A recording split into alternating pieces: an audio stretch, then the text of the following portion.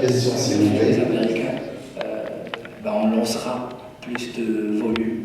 Et ça serait, Inch'Allah, pourquoi pas une saga internationale même. C'est pour cela qu'on a voulu partir dans du visuel très innovateur pour pouvoir attirer les marchés internationaux. Et l'objectif, c'est d'être en 5 langues, même sur le roman graphique.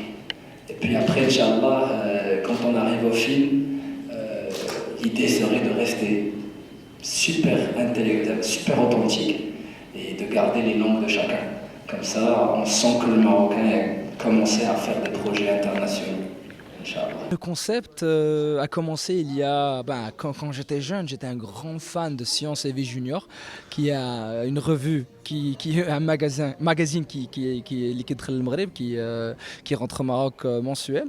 J'ai toujours adoré l'espace, j'ai toujours adoré l'exploration spatiale. Je pense qu'aujourd'hui, l'exploration spatiale est encore plus intéressante que jamais auparavant. Le Congrès américain vient de passer une nouvelle loi qui s'appelle le Space Act of 2015, qui donne le droit ou les droits aux compagnies privées à explorer l'espace, mais aussi à exploiter les astéroïdes en dehors de l'orbite terrestre. C'est un truc de fou, c'est encore plus ambitieux que nous. On va commencer à prendre des minéraux et des astéroïdes. On dit que ces minéraux vont nous aider même comme pétroleum pour voyager à Mars. C'est des idées de folie, mais c'est comme ça qu'on connaît les Américains.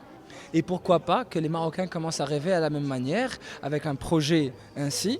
Ayoub déjà m'a convaincu quand on s'est parlé par sa manière de voir les choses, par l'énergie qu'il transmet, par la vision positive qu'il a, parce que moi je suis quelqu'un qui n'est régi que par l'espoir.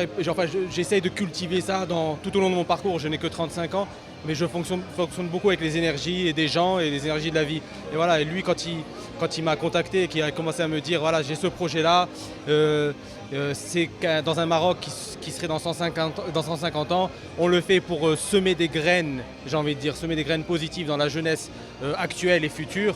Et peut-être que d'ici 150 ans, un Marocain sera vraiment allé dans l'espace.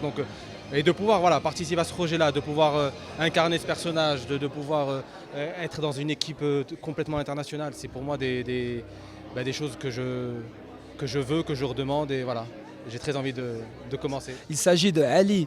En 2155, c'est un jeune Marocain qui est né à Medina Al Qadima, et à travers sa curiosité et ses études scientifiques, il est arrivé à une formule révolutionnaire quantique où il inverse la photosynthèse, c'est-à-dire qu'il a créé la téléportation, un Marocain sur notre histoire, créer la téléportation.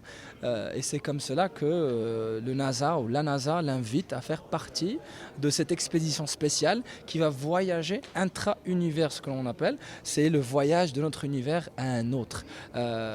C'est un concept très fort, mais aussi très profond et fondé dans beaucoup de sciences actuelles. C'est pour cela qu'on va citer les 3 grands Marocains qui font partie de la NASA et le collisionneur de Hadron, qui sont Raja Cherkaoui, Kamal Odriri et Asma Boujbar.